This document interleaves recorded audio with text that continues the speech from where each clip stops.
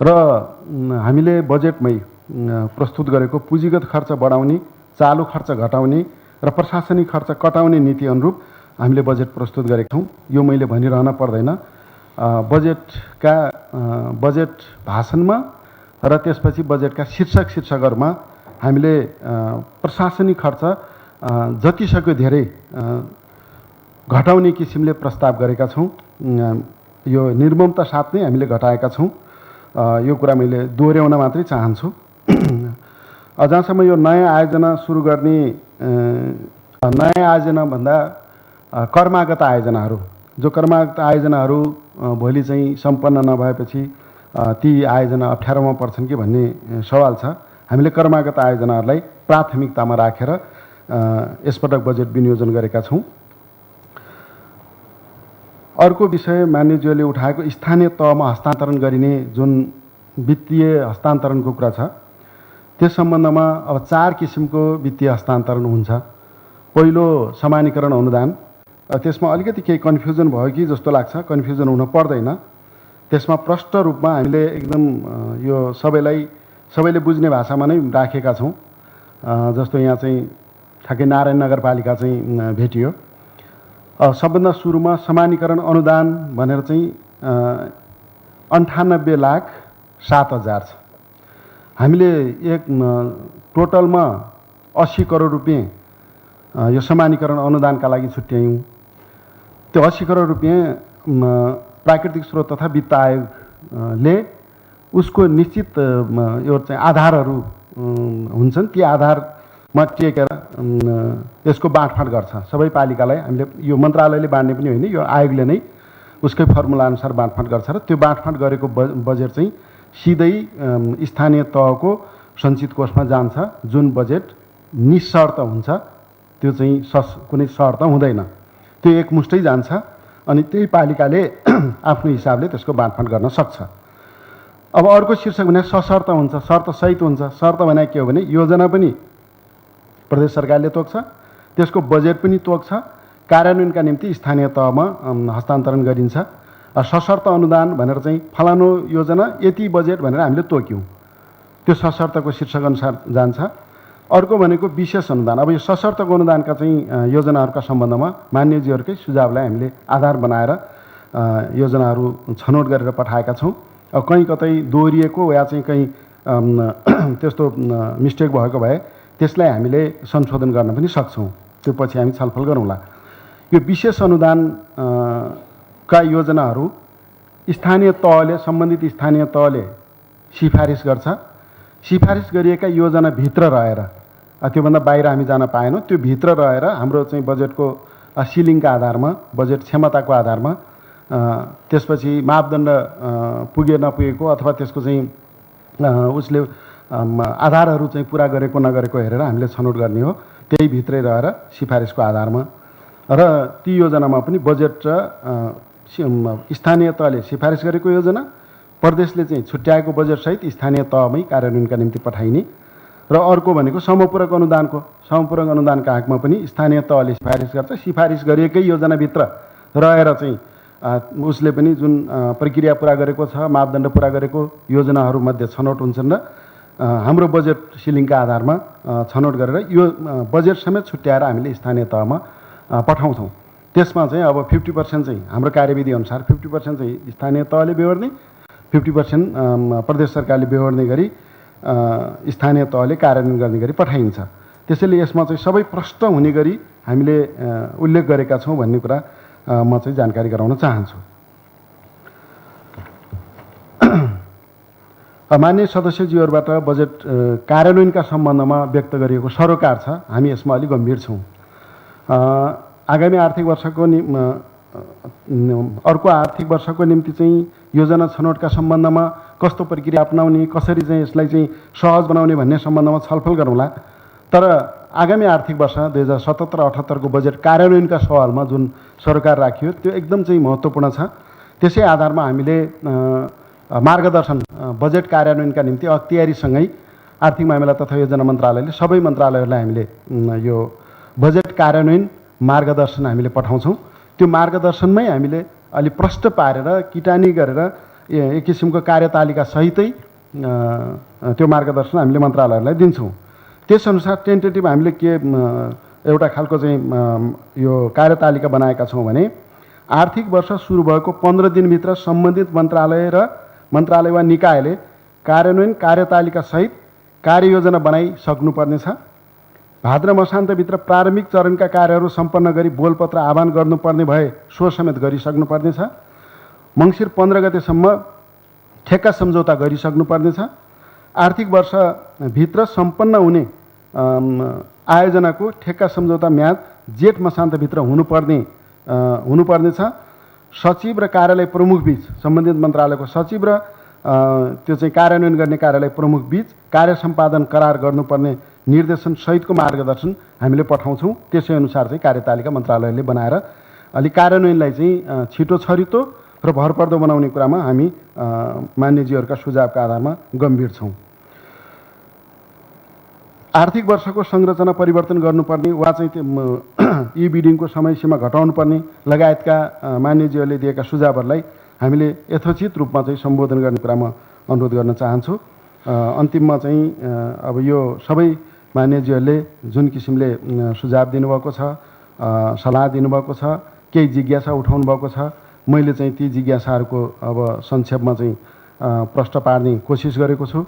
र मान्यजीहरूसँग मेरो विशेष अनुरोध के छ भने भविष्यमा खास गरी बजेट निर्माणमा जुन सक्रियता यहाँले देखाउनु भयो, जुन सहयोग यहाँले गर्नुभएको छ, जुन सरोकार राख्नुभएको छ, त्यसै अनुसार बजेट कार्यान्वयनमा पनि मान्यजीहरूको अत्यन्त ठुलो सहयोग को अपेक्षा गर्न चाहन्छु।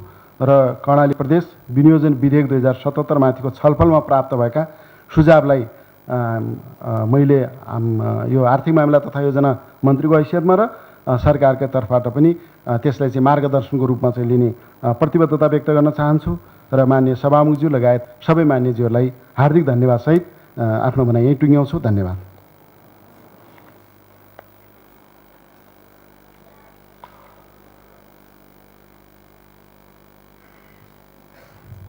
अब मुख्यमन्त्री तथा मन्त्री परिषदको कार्यालय, प्रदेश योजना आयोग, लोक सेवा आयोग, मुख्य न्यायाधिवक्ताको कार्यालय र भौतिक पूर्वाधार विकास मन्त्रालय अन्तर्गतको बजेट शीर्षकहरूमाथिको छलफलमा माननीय सदस्यहरूले उठाउनुभएका प्रश्न एवं जिज्ञासामा जवाफ दिनका लागि कर्णाली प्रदेश सरकारका मुख्यमन्त्री माननीय श्री महेन्द्र बहादुर शाहीलाई समय दिन्छु।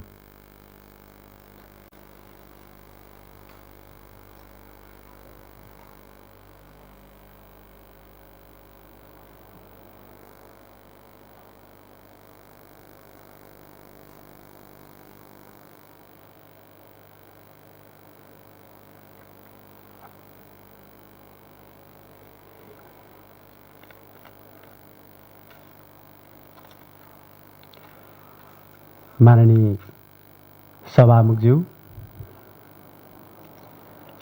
आर्थिक वर्ष 2077-78 को विनियोजन बजेटका सन्दर्भमा प्रदेश सभामा उठेका केही सवालहरूका बारेमा र केही जिज्ञासाहरूका बारेमा यसको संक्षिप्त जवाफ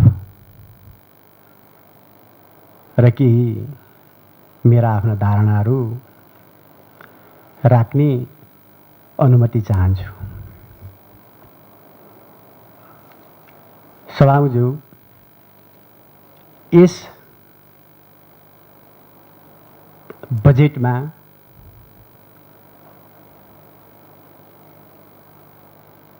सबै माननीय सांसदहरूले महत्त्वपूर्ण सुझावहरू यहाँ दिनुभएको छ र यो महत्त्वपूर्ण सुझावका लागि माननीय सभामुख मार्फत म सबै माननीय सदस्यहरूलाई म हार्दिक धन्यवाद दिन चाहन्छु। र यी विषय बजेटमा केन्द्रित रहेर उठाउनुभएका महत्त्वपूर्ण सुझावहरूलाई प्रदेश सरकारले पुँजीको रूपमा ग्रहण गर्ने कुरालाई पनि म निवेदन गर्न चाहन्छु। र हामी सबैले थाहा छ, हामीले हाम्रो देश नेपालमा सङ्घीय व्यवस्थाको कार्यान्वयनको यो पहिलो अभ्यास हामीले गरिरहेका चाहिँ छौँ।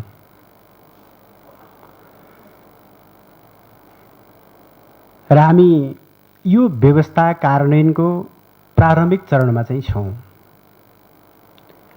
र हामी स्थापना कालमा हामी छौँ। आम जनताको चाहना लामो समय देशमा सङ्घर्ष भयो, राजनीतिक आन्दोलनहरू चाहिँ भए। अब यतिखेर जनताले चाहेको भनेको देशमा स्थायी शान्ति चाहेको छ र यो तीव्र विकास चाहेको छ र आर्थिक समृद्धि चाहेको चाहिँ छ। यसबाट छटपटाएको यो देश चाहिँ हो र त्यो जनताको अपेक्षा पूरा गर्ने एउटा प्रतिबद्धता जनताको सामु हामीले जाहेर गरेर निर्वाचित भएर हामी यो ठाउँमा यो थलोमा हामी सहभागी भएका चाहिँ छौँ। स्वाभाविक रूपमा माननीय सदस्यज्यूहरूले ती जनताका प्रतिनिधिमूलक विचारहरू र ती जनताका समस्याहरूलाई संसदमा सशक्त ढङ्गले उठाउनु भएको चाहिँ छ र यो जिम्मेवारी पुरा गर्ने कार्यकारीको हिसाबले सरकार चाहिँ हो र सरकारले ती सबै जनताका अपेक्षाहरू पुरा गर्नुपर्दछ र यो सरकारको दायित्व हो।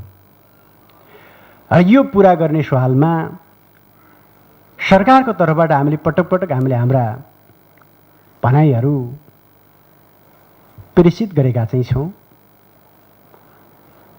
र हामी यो स्थापना कालमा यो प्रारम्भिक चरणमा हामी भएकै कारणले गर्दा हाम्रा केही सरकारमा रहने जिम्मेवारी लिएका हामी केही माननीयहरू मा पनि केही अनुभवजन्य समस्याहरू छन्। यो नयाँ व्यवस्था हो र त्यसपछि हामीसँग केही साधन र स्रोतको अभाव छ। अनुभव र साधन स्रोतको कमीका कारणले गर्दा अपेक्षाकृत कामहरू सरकारले गर्न नसकेको कुराहरू साँचो हो र हामीले त्यो भन्दै आएका चाहिँ छौँ र यी सबै अभावको बीचबाट पनि फेरि निरन्तर जनताका आशा अपेक्षाहरू पुरा गर्नका लागि सरकार निरन्तर लागिरहेको कुरा पनि म निवेदन गर्न चाहन्छु। र हामी एकपछि अर्को हामी अव्यवस्थित थियौँ र अब व्यवस्थित हुँदै अगाडि बढिरहेका चाहिँ थियौँ। हामी शून्यताबाट सुरु गरेका चाहिँ थियौँ र हामीसँग कुनै संरचना चाहिँ थिएन, हामीसँग साधन स्रोत जनशक्ति केही पनि थिएन, न हामीसँग ऐन थिए, कानुन थिए, केही पनि हामीसँग चाहिँ थिएन। र अब हामी एकपछि अर्को हामी व्यवस्थित हुँदै हामीसँग संरचना थिएनन्, अहिले हामीसँग संरचनाहरू चाहिँ छन् र हामीले अहिले संरचना बनाएका चाहिँ छौँ र संरचना अनुसार अहिलेको जो हामीले हाम्रा जनताका अपेक्षा पूरा गर्नका लागि चाहिने आवश्यक जनशक्तिको अभाव फेरि पनि कायमै छ र हामीलाई चाहिने जुन प्राविधिक जनशक्ति चाहिँ हो, कर्मचारी चाहिँ हुन्, यिनीहरूको अभाव फेरि पनि कायमै छ। अहिले हरेक कार्यालयहरूमा, जिल्लाका कार्यालयहरूमा जुनियर कर्मचारीहरूलाई कार्यालय प्रमुख बनाएर राख्नुपर्ने बाध्यतात्मक स्थिति हामीसँग छ र अहिले हामीसँग रहेका धेरै कर्मचारीहरू प्रदेश सरकारको मातहतका कर्मचारी पनि छैनन्। हामीसँग सङ्घीय सरकारको मातहतमा रहेका कर्मचारीहरू काजमा ल्याएर कर्णाली प्रदेश सरकारका काम कार्यहरू अगाडि बढाउनु पर्ने बाध्यात्मक स्थितिमा हामी चाहिँ छौँ र उसको सरकारप्रतिको जवाबदेहिता कस्तो होला के होला भन्ने कुराहरूको सजिलै चाहिँ हामीले अनुमान गर्न सक्दछौँ। यो स्थितिको बीचबाट फेरि पनि हामीले जुन जनताको चाहनालाई पुरा गर्नेमा सरकार चाहिँ प्रतिबद्ध चाहिँ छ र निरन्तर लागिरहेको कुराहरू म सदनसँग चाहिँ जानकारी गर्न चाहन्छु। र यहाँ स्वाभाविक रूपमा संसदमा मान्य सदस्यहरूको चिन्ता र चासो पैदा हुनु स्वाभाविक हो र चिन्ता र चासोको साथ विषयवस्तुहरू यहाँ प्रस्तुत चाहिँ भएका चाहिँ छन्।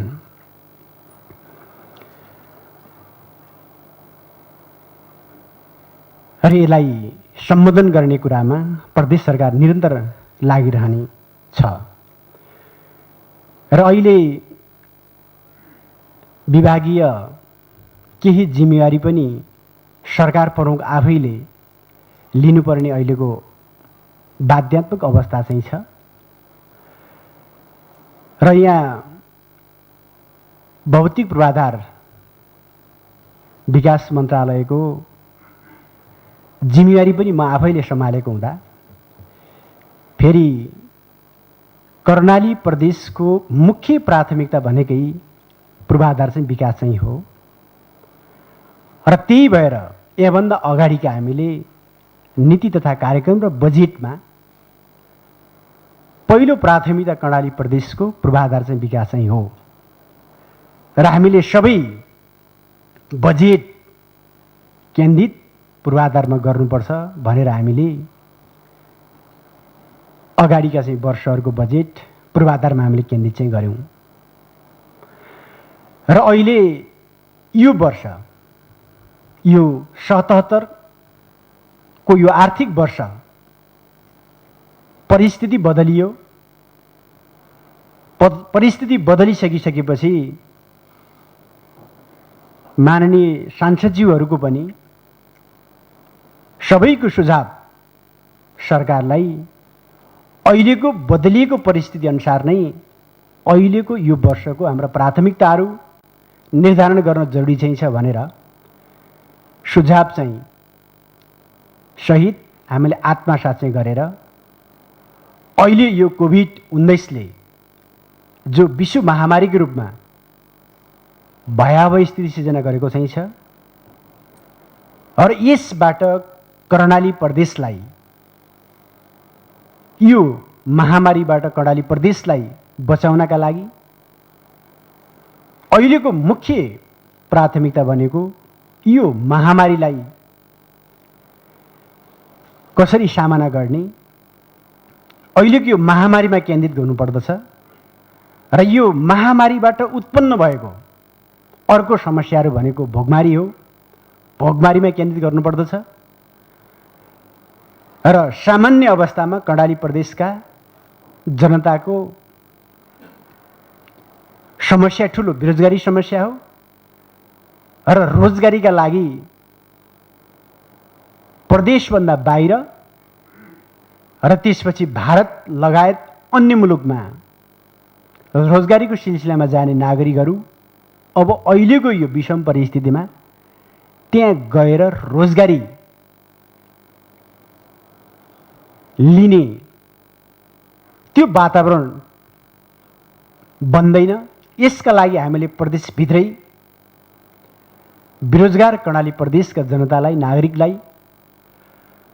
रोजगारीको व्यवस्थापन चाहिँ हामी स्वयंले गर्नुपर्दछ भनेर हाम्रो बजेटको मुख्य फोकस यी तीनवटा क्षेत्रमा केन्द्रित गर्नुपर्छ भन्ने कुराहरूको सुझाव सहित हामीले बजेट बनाएका चाहिँ थियौँ र अहिले कोभिड केन्द्रित बजेट छ र यसका लागि आवश्यक बजेट व्यवस्थापन चाहिँ भएको छ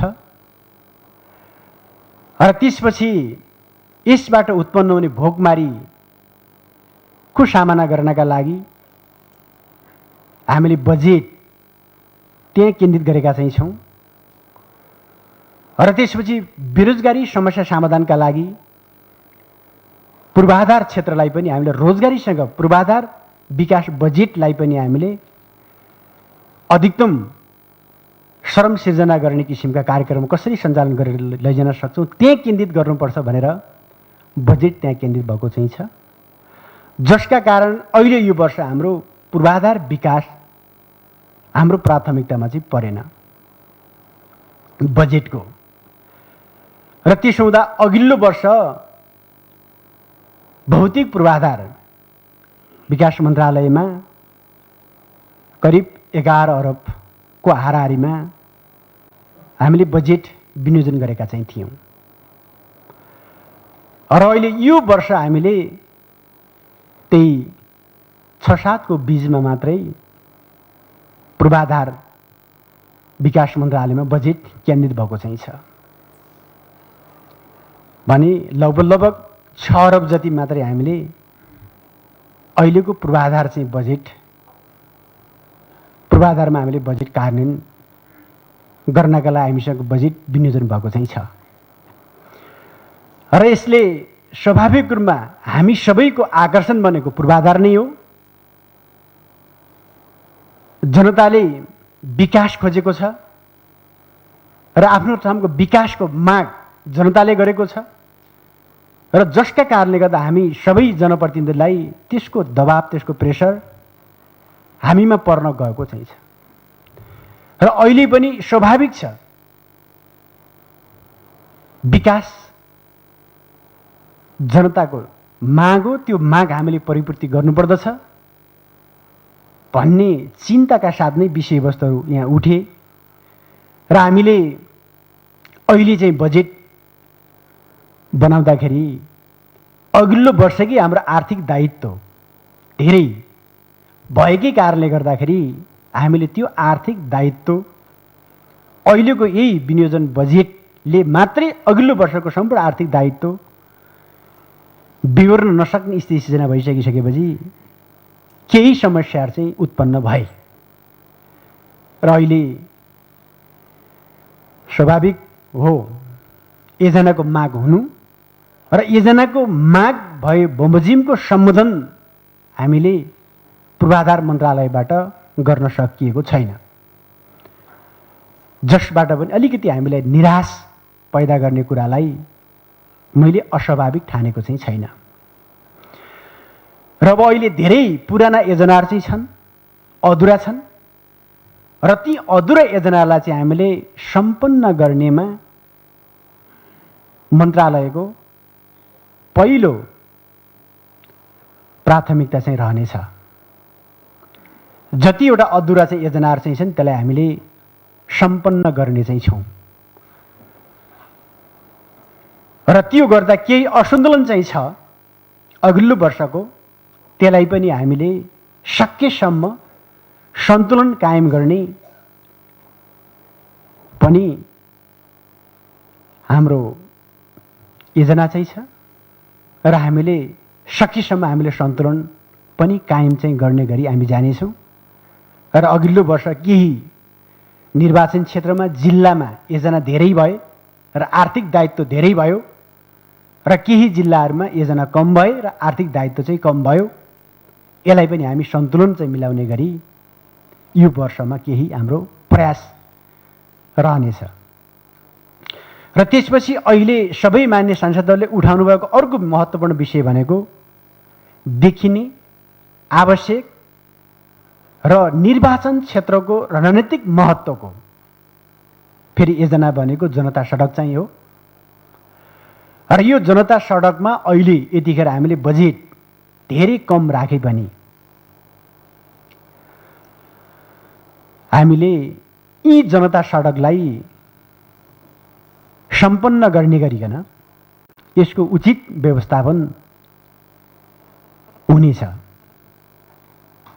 र हाम्रा यी जनता सडकहरू एक निर्वाचन क्षेत्रमा अघिल्लो वर्ष हामीले 10 करोड छुट्याएका चाहिँ थियौँ र त्यो 10 करोड बजेट कार्यान्वयन निरन्तरतामा जानेछ र त्यसपछि थप बजेट व्यवस्थापन हामीले काहीँ कतैबाट गर्न सक्यौँ भने बचेको पैसा हाम्रो यही जनता सडकमै हाम्रो चाहिँ प्राथमिकता रहनेछ र हामी त्यसलाई कार्यान्वयन हामीले गर्नेछौँ र जहाँ सडकहरू केही सडक लगायतका अन्य योजनाहरू पनि सम्पन्न भइसकेकोमा पनि बजेट छुट्याइएको छ भन्ने छ र सम्पन्न भइसकेका र भुक्तानी पाइसकेका योजनाहरूमा यदि बजेट त्यहाँ व्यवस्थापन गरिएको छ छुट्याइएको छ भने त्यसलाई त्यहाँबाट हटाइनेछ र त्यहाँ त्यो बजेट कार्यान्वयन चाहिँ हुन सक्दैन र अरू केही कर्मागत योजनाहरू र केही हामीले सुरुवात गरेका हात हालिसकेका अधुरा योजनाहरूलाई छुटेका चाहिँ छन् र यो बजेटमा सम्बोधन भएको छैन भन्ने छ र छुटेका योजनाहरूलाई पनि हामीले सम्बोधन गरेर कार्यान्वयनमा हामी लैजाने चाहिँ छौँ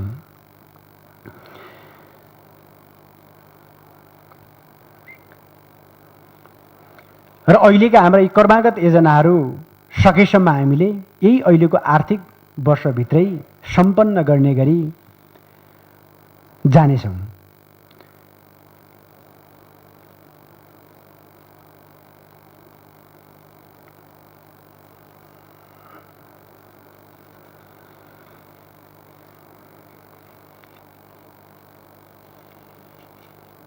र यो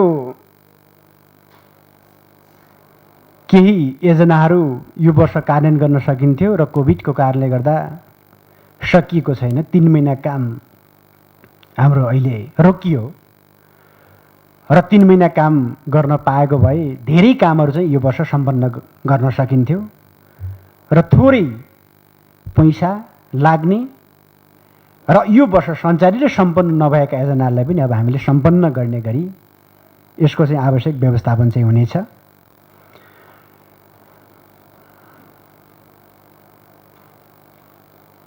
र यहाँ केही अलिकति बजेट नमिलेको भन्ने कुरा चाहिँ थियो दैलेखमा त्यहाँ मिलेको चाहिँ छ त्यहाँ समस्या चाहिँ छैन र त्यसपछि अर्को कुरा यो अनुगमनको पाटोले अलिकति बढी विषयवस्तु यहाँ उठेको चाहिँ थियो र यो अनुगमनलाई प्रभावकारी चाहिँ बनाउनका लागि अहिलेसम्म हामीले सकेका चाहिँ छैनौँ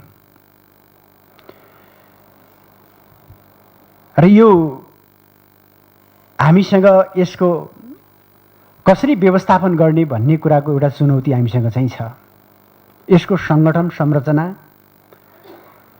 केही अभावका कारणले गर्दा अनुगमन प्रभावकारी हुन सकेको चाहिँ छैन र अब आगामी वर्षमा हामीले यो आर्थिक वर्षमा अनुगमनलाई पनि प्रभावकारी बनाउने गरिकन विशेष व्यवस्थापन चाहिँ हामीले गर्नेछौँ र जसले गर्दा केही विषयहरू उठेका छन् अनियमितका कुराहरू र यसलाई अब हामीले जहाँ अनियमितता भएको चाहिँ छ त्यस्ता ठाउँहरूलाई हामीले त्यसलाई कडाई गर्ने र कडा कारबाही गर्ने र त्यसपछि थप अनियमितता हुन नदिनका लागि हामीले यसको प्रभावकारी अनुगमन एउटा संरचना खडा गरेर जाने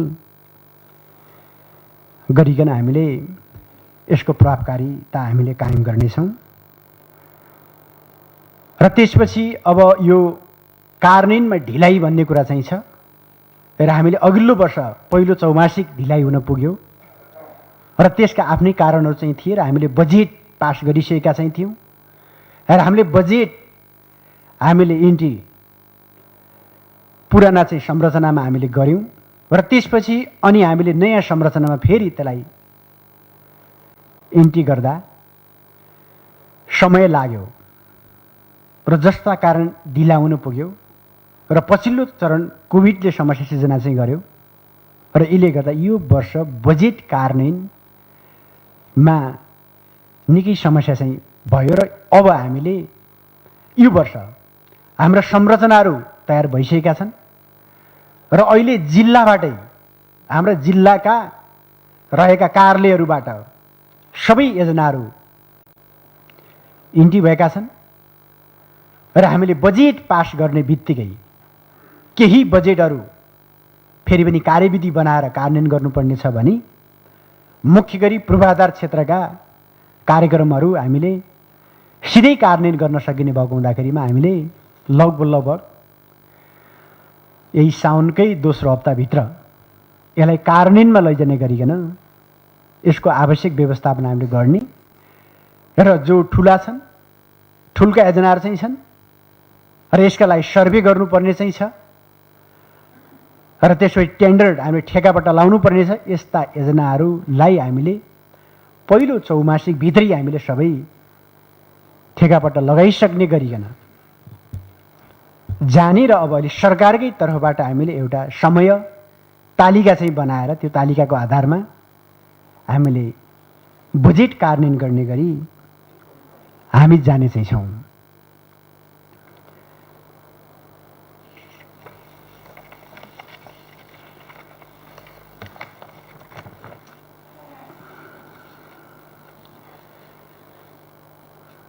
र यसपछि यहाँ मुख्यमन्त्री कार्यालयको चाहिँ छ र यो मुख्यमन्त्री कार्यालयभित्र मुख्य गरी रोजगार अन्तर्गत रहेको यो बजेटका बारेमा अलिकति विषयवस्तु उठेको चाहिँ छ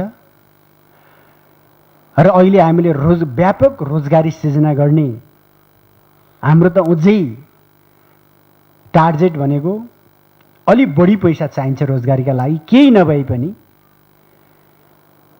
50 दिन चाहिँ रोजगारी चाहिँ पाओस् एकजना व्यक्तिले। यसका लागि हामीले पैसा मोटामोटी सबै हिसाब किताब गर्दा धेरै नै लाग्थ्यो। 100 दिन हाम्रा बेरोजगारहरूका लागि रोजगारी दिउँ भने त धेरै लाग्छ, जो बजेट हामीसँगै छैन। र अहिले न्यूनतम हामीले रोजगारी दिनका लागि अहिले हामीले सकेसम्म हामीले 7 अरब 18 करोडसम्म पैसा भयो भने त्यसले अलिकति केही दिनका लागि जनताको भोकमारीको चाहिँ हामीले समस्या समाधान गर्न सक्छौँ भन्ने थियो। तर हामी फेरि पनि अहिले त्यति पैसाको व्यवस्थापन गर्न सकेका चाहिँ छैनौँ र थोरै भए पनि पैसा छ यहाँ। र यो पैसालाई हामीले अझै हाम्रो उद्देश्य भनेको पूर्वाधार क्षेत्रमा र अन्य मन्त्रालयमा रहेको बजेट भने जो बजेट कार्यान्वयनमा रोजगारको चरित्रसँग मिल्ने किसिमका कार्यक्रमहरूलाई पनि हामीले यसलाई मिलाएर र सबै वडामा रोजगारसँग चरित्र मिल्ने किसिमका कार्यक्रमहरू हामीले हाल्ने र त्यो पैसाबाट रोजगारी सृजना चाहिँ गर्ने गरी जाने भन्ने छ। र यसका लागि सबभन्दा पहिला मन्त्रालयका कार्यक्रमहरू कुन कुन वडामा चाहिँ गए र जो रोजगारको चरित्रसँग चाहिँ मिल्छ र नपुगेका वडाहरू जुन वडामा बजेट अहिले यो वर्ष अरू कुनै पनि मन्त्रालयबाट परेन समेटिएन र ती वडाहरूमा रोजगारी सृजना चाहिँ गर्न नसकिने ठाउँहरूमा पनि अब हामीले अलिकति त्यसलाई पनि हामीले ध्यान दिएर यसको एउटा कार्यविधि बनाएर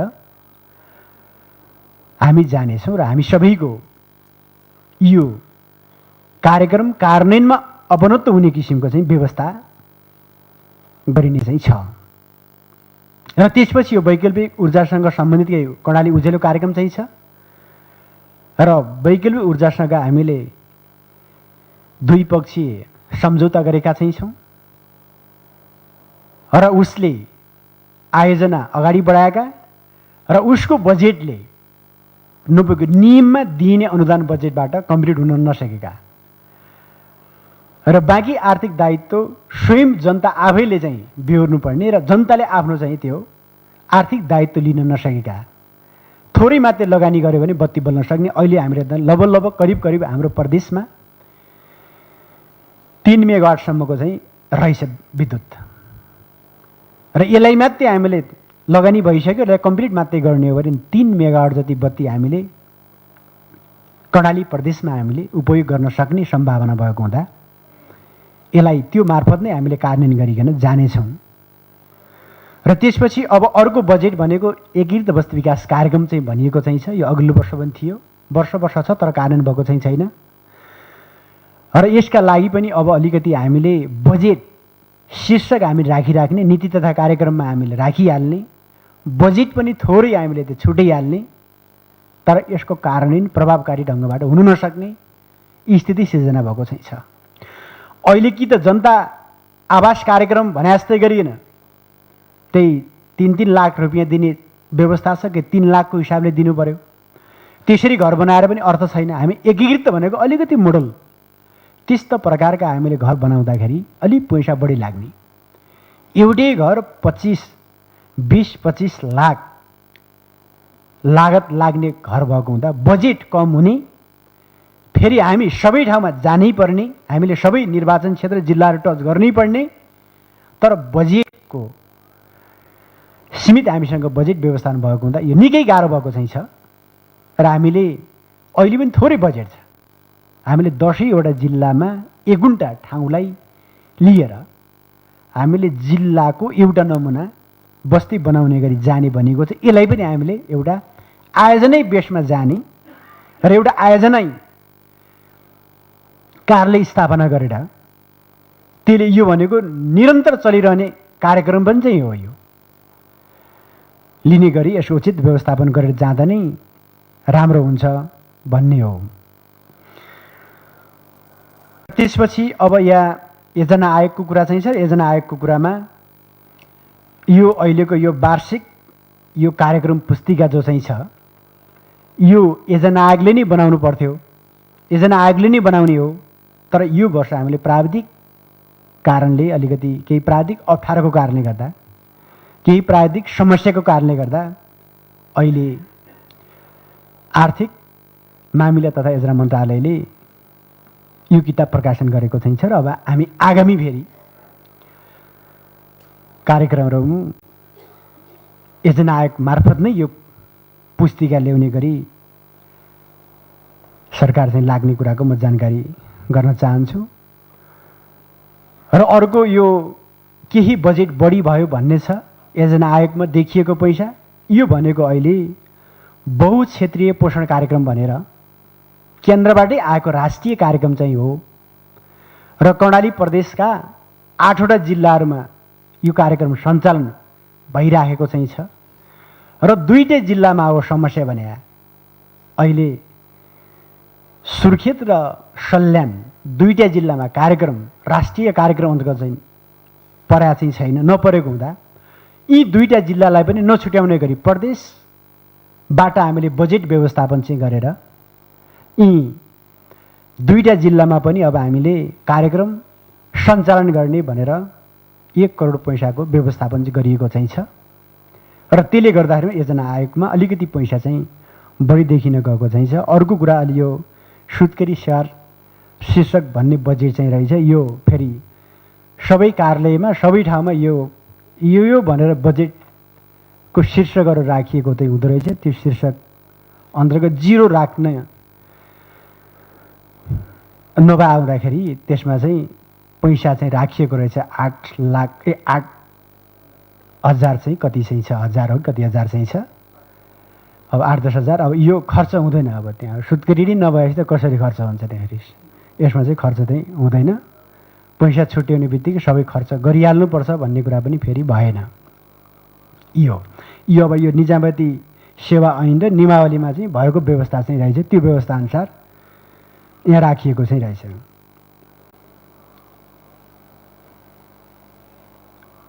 अरू अब योजना आयोगले गर्ने अन्य सम्पूर्ण कामहरू अगाडि बढाइराखेको चाहिँ छ। र त्यसपछि यो मुख्य न्यायाधिवक्ताको कार्यालय चाहिँ छ। अब यो यसको खासै अब बजेटमा यसको खासै चाहिँ अब रहँदैन र यसलाई अब प्रशासनिक खर्चहरू छुट्याइएको चाहिँ छ। र त्यसपछि अहिले अब यो मुलुकी ऐन सम्बन्धीको जानकारी गर्नका लागि केही चाहिँ छलफलहरू केही जिल्लाहरूमा सुरु गरेको चाहिँ छ। र त्यसपछि यहाँ हामी प्रस्ताव चाहिँ भएको चाहिँ छैन। र अब अहिले प्रत्येक जिल्लाहरूमा निःशुल्क कानुनी सेवा चाहिँ दिने व्यवस्थापन गर्न जरुरी चाहिँ छ भन्ने छ। यसका लागि पनि अब हामी आवश्यक व्यवस्थापन गर्नुपर्ने चाहिँ अब हुन्छ। र त्यसपछि अब यहाँ लोकसेवा आयोगको कुरा चाहिँ छ र लोकसेवा आयोग ऐन पास भइसकेको छ र अब छिट्टै हामीले यो लोकसेवा आयोगको गठन प्रक्रिया अगाडि बढाइनेछ र त्यसपछि अब यसले आफ्ना काम कार्यहरू सुचारू ढङ्गले अगाडि बढाउनेछ र यसका लागि चाहिने आवश्यक बजेटहरू प्रशासनिक खर्चका बारेमा आवश्यक व्यवस्थापन हामी अब गर्नेछौँ। र त्यसपछि अब यहाँ केही विषयहरू चाहिँ अलि उठेका चाहिँ छन् र मुख्य गरी अब सांसदहरूकै बारेमा पनि केही विषयहरू चाहिँ उठे। अब अलिकति समानुपातिक र प्रत्यक्ष भनेर पनि यहाँ अलि विभेद चाहिँ भएको छ भन्ने जस्ता केही भनाइहरू पनि माननीय सदस्यहरूबाट उठेको हुँदा सरकारको तर्फबाट त्यो प्रकारको चाहिँ अब विभेद नहुने किसिमबाट हामी जाने कुरा सरकारले एउटा प्रतिबद्धता व्यक्त गर्दछ।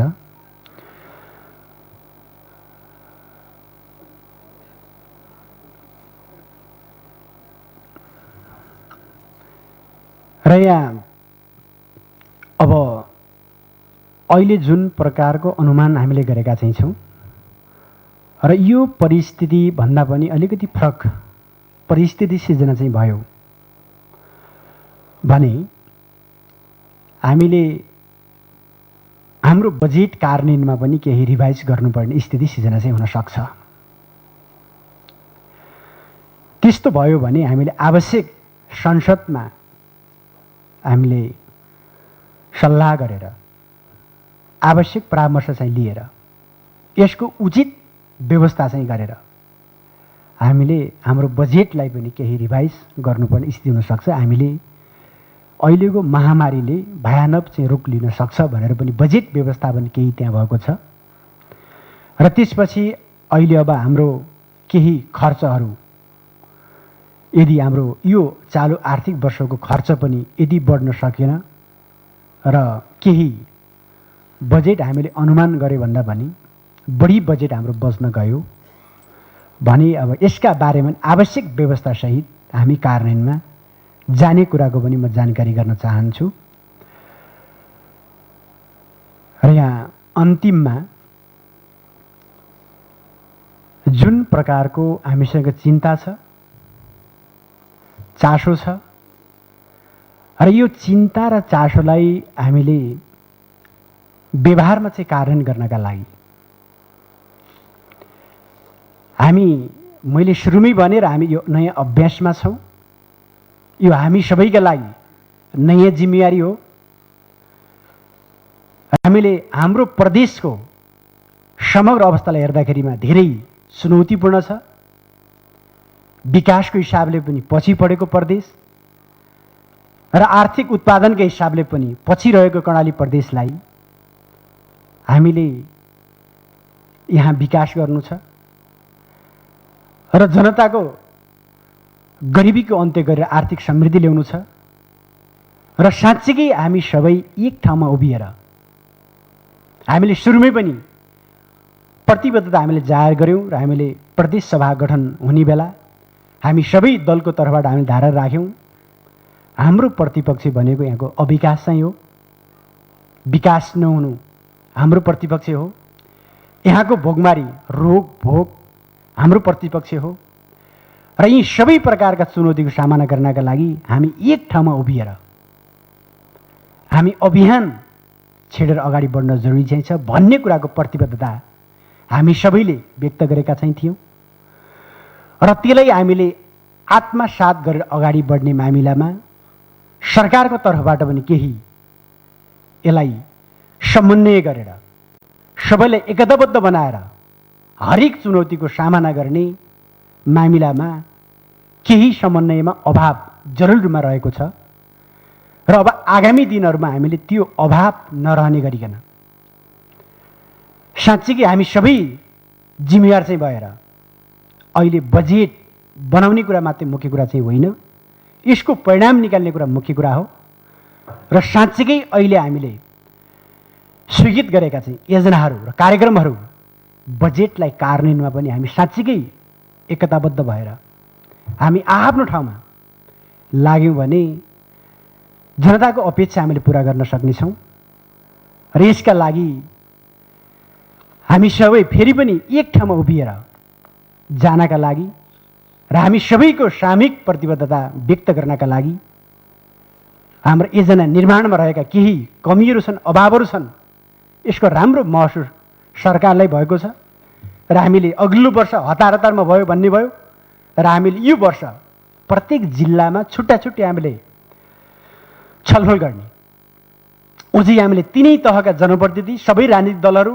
नागरिक समाज, कर्मचारी सबै हामीले राखेर एकै ठाउँमा बसेर जिल्लाको एउटा विकास गृहयोजना चाहिँ हामीले बनाएर जाने भन्ने सरकारको सोच चाहिँ थियो र यही कोभिडको कारणले गर्दा लकडाउन गर्नुबाट यो सिर्जना चाहिँ भयो। त्यही समय हामी सबै जिल्लामा गएर जिल्लागत छलफल गर्न सकेनौँ र अब हामी आगामी वर्ष सबै जिल्लाहरूको जिल्लागत गृहयोजना चाहिँ बनाएर र हामीले योजनाको एउटा सूची तयार पारेर योजना बैंक निर्माण गरेर अब हामीले कार्यान्वयनका प्राथमिकताका साथ कार्यान्वयनमा जाने र कार्यान्वयन निकायहरूलाई पनि चुस्त बनाउने, दुष्ट बनाउने, यसलाई गतिशील बनाएर जाने कुरामा पनि अब हामीले हाम्रो लोकसेवा आयोग बनाएर हाम्रो कर्मचारी चाहिँ बनाइसकिसकेपछि र राम्रा दक्ष जनशक्ति हामीले ल्याउन सक्यौँ र हामीले भर्ना गर्न सक्यौँ र साँच्चीकै एउटा सिपाहीको भूमिका निर्वाह गर्ने साँच्चीकै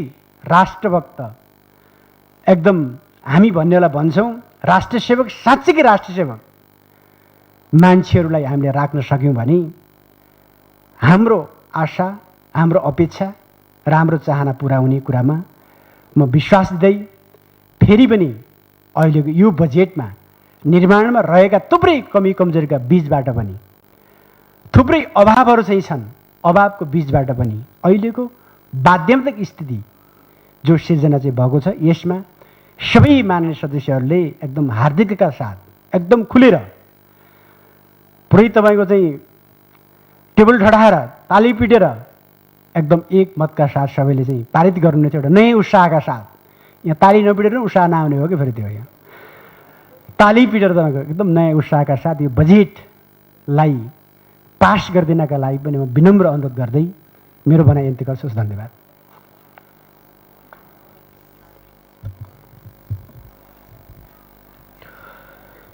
माननीय सदस्यहरू, मुख्यमन्त्री तथा मन्त्री परिषदको कार्यालय, प्रदेश योजना आयोग, प्रदेश लोकसेवा आयोग, मुख्य न्यायाधिवक्ताको कार्यालय, भौतिक पूर्वाधार विकास मन्त्रालय र आर्थिक मामिला तथा योजना मन्त्रालय अन्तर्गतका शीर्षकहरूमाथिको दफावार छलफल समाप्त भएको जानकारी गराउँछु।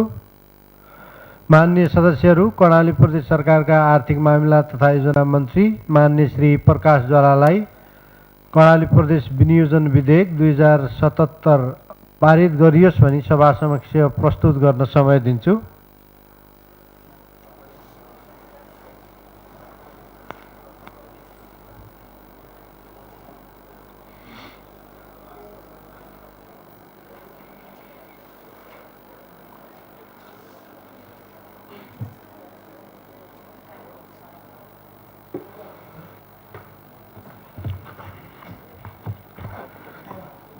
मान्य सभामुखज्यू, सभामुखज्यूको अनुमतिले यस सभामा टेबल भएर छलफल भइसकेको कर्णाली प्रदेश विनियोजन विधेयक 2077, कर्णाली प्रदेश सभा नियमावली 2074 को नियम 132 को उपनियम 12 बमोजिम यस सभाबाट पारित गरियोस् भनी प्रस्ताव गर्दछु। धन्यवाद।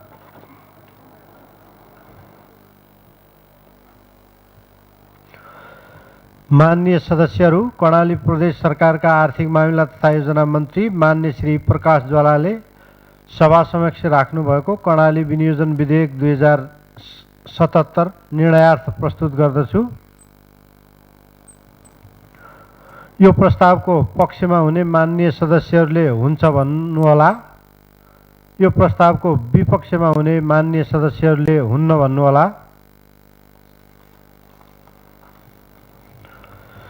यो प्रस्तावको पक्षमा हुने माननीय सदस्यहरूले हुन्छ भन्नुहोस्। यो प्रस्तावको विपक्षमा हुने माननीय सदस्यहरूले हुन्न भन्नुहोस्। हुन्न भन्ने आवाज सुनिएन, तसर्थ कर्णाली प्रदेश विनियोजन विधेयक 2077 सर्वसम्मतिले पारित भएको घोषणा गर्दछु।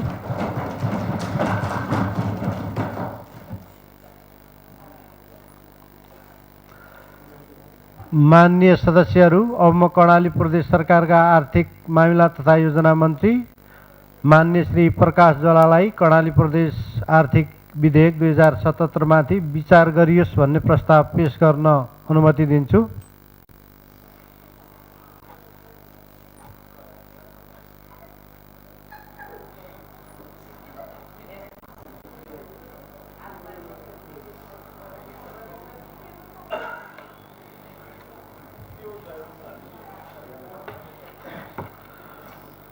माननीय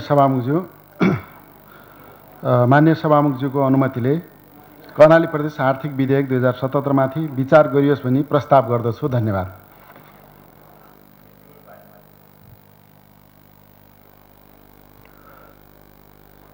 माननीय सदस्यहरू, अब कर्णाली प्रदेश आर्थिक विधेयक 2077 माथिको छलफल प्रारम्भ हुन्छ। सर्वप्रथम माननीय श्री धर्मराज रेग्मी।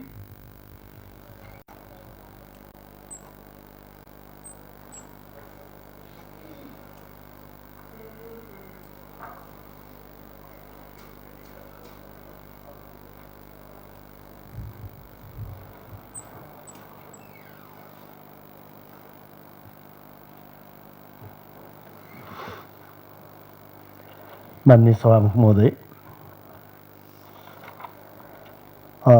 कर्णाली प्रदेश आर्थिक विधेयकमाथि संक्षिप्त टिप्पणी गर्न उभिएको छु। यो अवसरको लागि म माननीय सभामुखज्यूप्रति आभारी छु। विनियोजन विधेयक पारित भइसकेपछि यसमाथि थप छलफल गर्दाखेरि यो रोचक जस्तो छलफल नहुन सक्छ। विनियोजन विधेयकमा अङ्कहरू हुन्छ, त्यो अङ्क फेरि हाम्रो चासोको अङ्कहरू हुन्छ।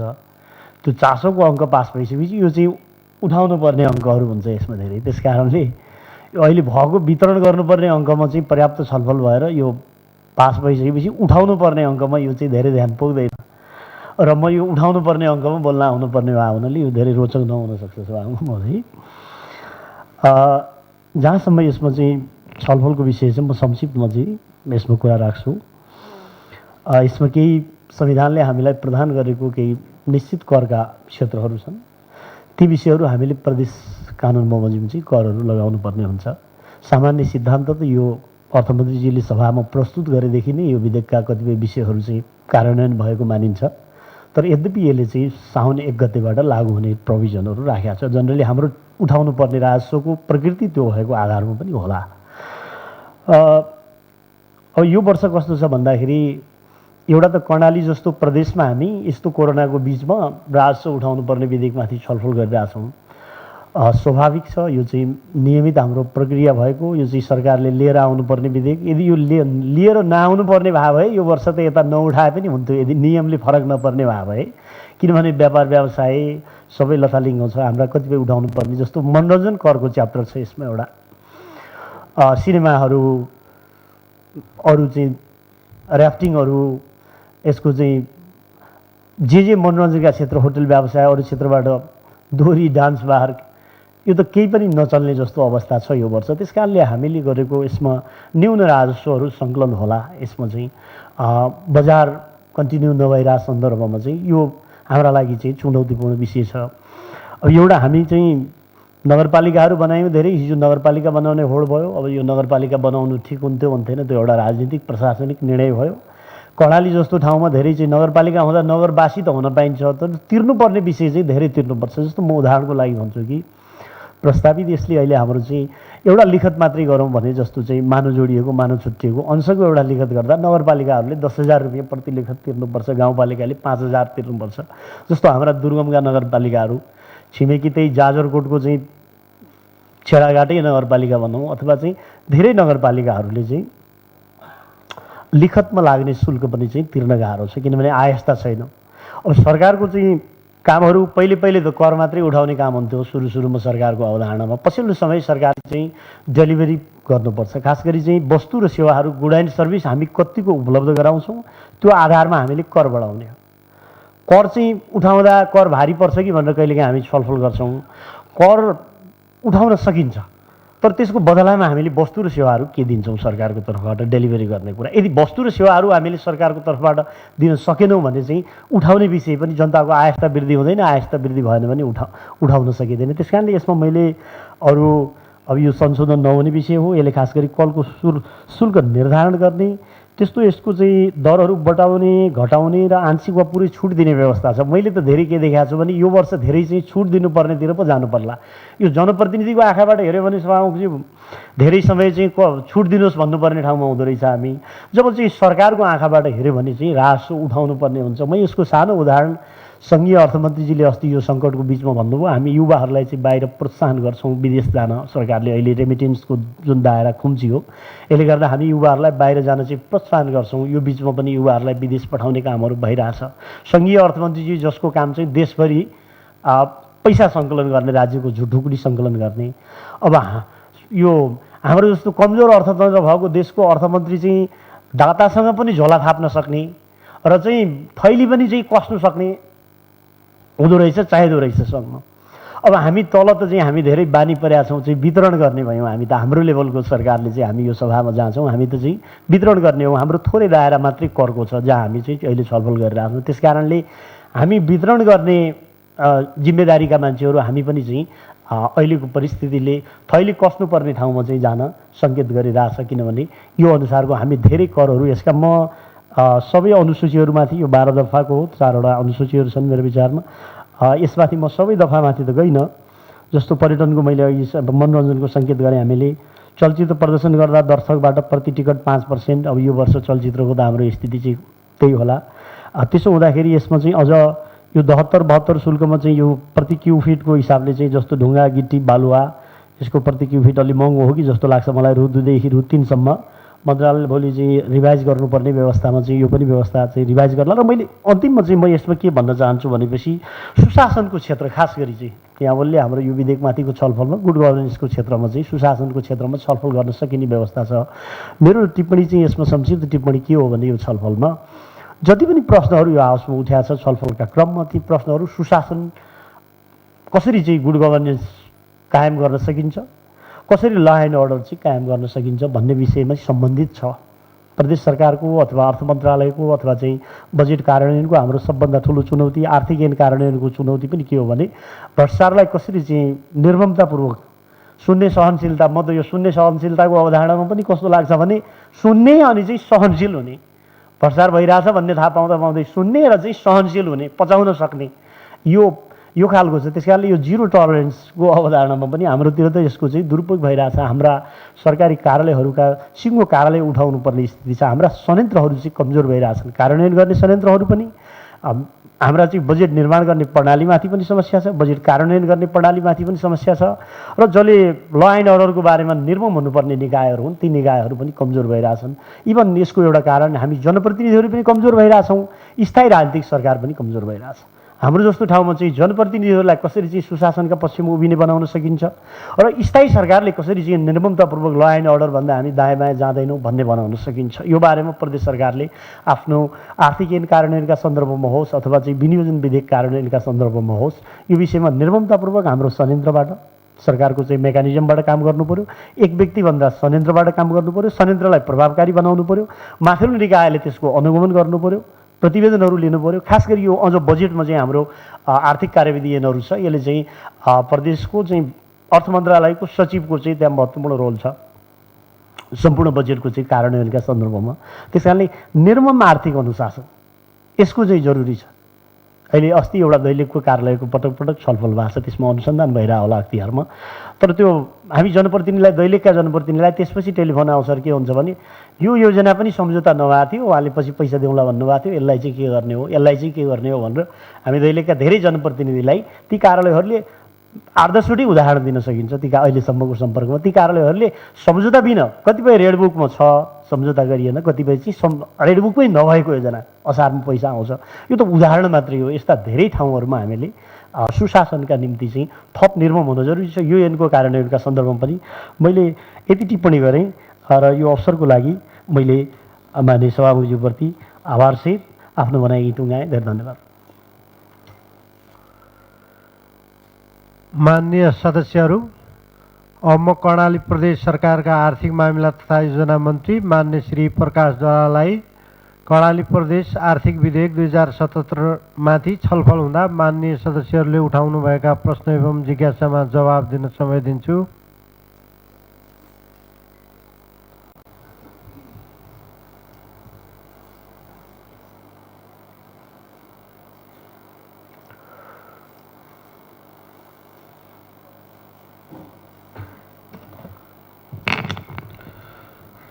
मान्य सभामुखज्यू,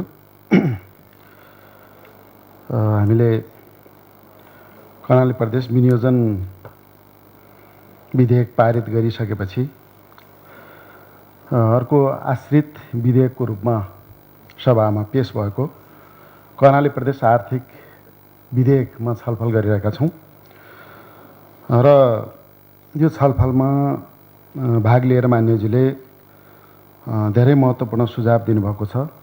यसको विश्लेषण पनि गर्नुभएको छ र सुझाव पनि दिनुभएको छ र समग्र आर्थिक अनुशासनको कुरा, राजस्व सङ्कलनको कुरा र गुड गभर्नेन्सको कुरा समेत राख्नुभएको छ। म धेरै धेरै धन्यवाद दिन चाहन्छु। हाम्रो प्रदेश कर्णाली प्रदेश मान्यज्यूले भने जस्तै सानो अर्थतन्त्र भएको, स्रोत पनि सानो भएको, राजस्व पनि सानो भएको, न्यून भएको प्रदेश हो। यो यथार्थता सबैलाई प्रष्ट नै छ।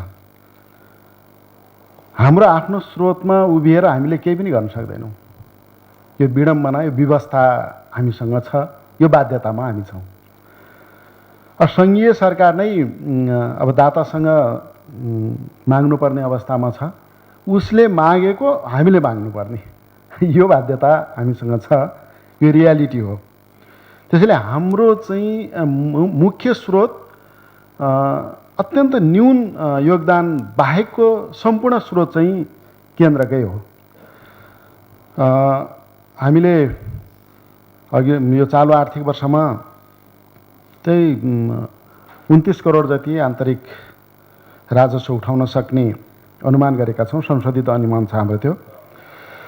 त्यसैले हाम्रो यो चाहिँ दायरा पनि सानो छ, स्रोत पनि सानो छ। त्यसैमा फेरि यो चालु आर्थिक वर्ष कोभिडको कहरले प्रभावित गरि नै हाल्यो। उठ्नुपर्ने पनि, सङ्कलन हुनुपर्ने राजस्व पनि सङ्कलन हुन सकेन। त्यसमा व्यवधान उत्पन्न भयो, अवरोध उत्पन्न भयो, आर्थिक गतिविधिहरू ठप्प भएका होटेल, रेस्टुरेन्ट अथवा चाहिँ आर्थिक गतिविधिसँग सम्बन्धित चाहिँ व्यवसाय सबै चाहिँ एक किसिमले ठप्प भइसकेपछि हामीले अर्को चाहिँ चुनौती बेहोर्नु पर्यो। यो वास्तविकता पनि बताइरहन पर्दैन। त्यही एउटा कोभिडको अत्यन्त ठुलो चुनौतीका बीचबाट हामीले हाम्रो स्रोत सङ्कलन गर्नुपर्ने, राजस्व सङ्कलन गर्नुपर्ने अवस्था हामीसँग छ। मान्यज्यूले भने जस्तै कुनै बेलामा सरकार कर सङ्कलन, कर लगाउनका निम्ति सरकार बनाइन्थ्यो, त्यो परिकल्पना गरिन्थ्यो।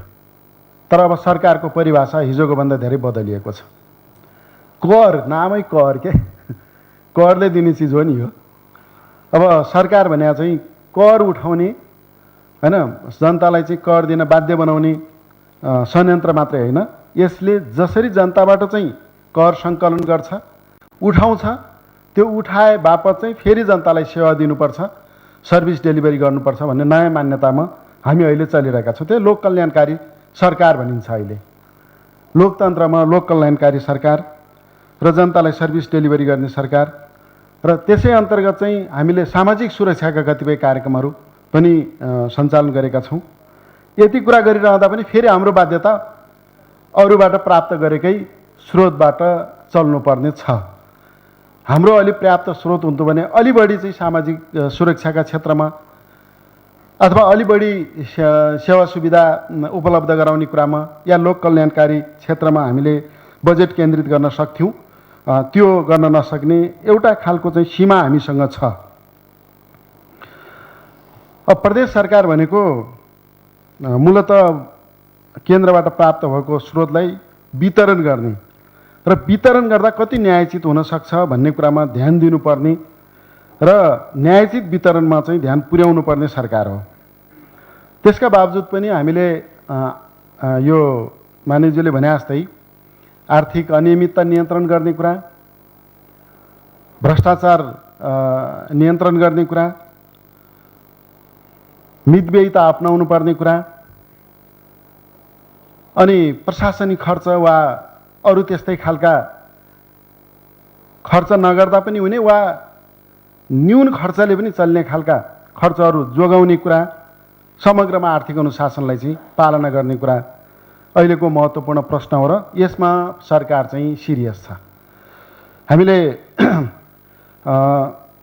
जस्तो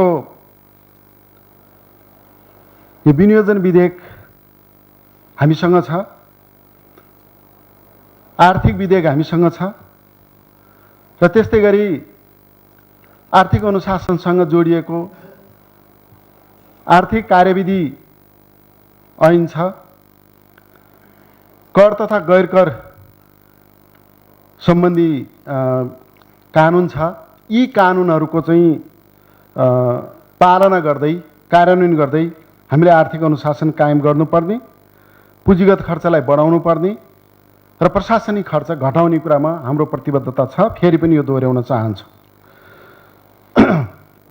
हामीले जतिसुकै सानो भए पनि यो राजस्वको दर बढाउने भन्दा दायरा बढाउने कुरामै ध्यान दिनुपर्छ। हामी त्यसमा गम्भीरता साथ छलफल गरौँ। माननीयजीहरूसँग चाहिँ एउटा प्रतिबद्धता पनि व्यक्त गर्न चाहन्छु।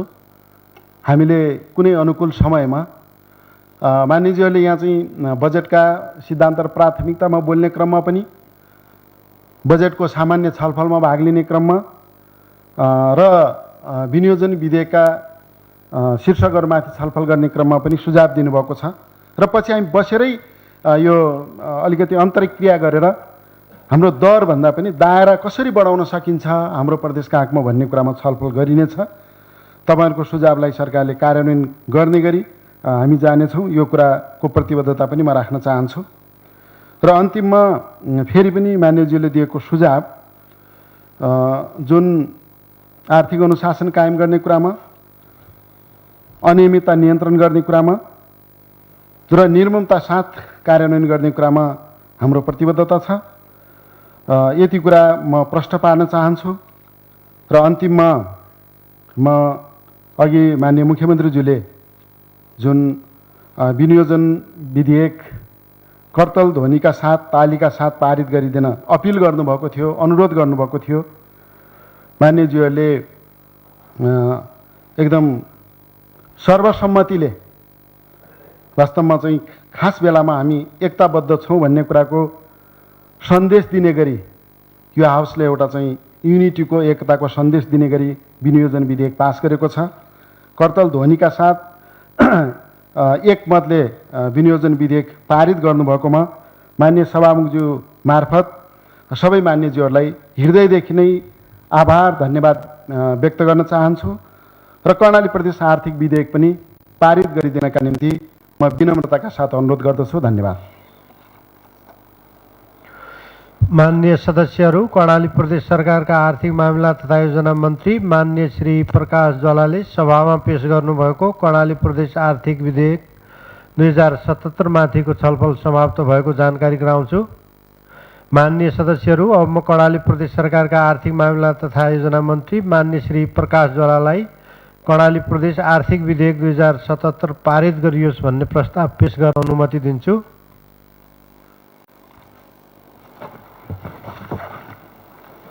माननीय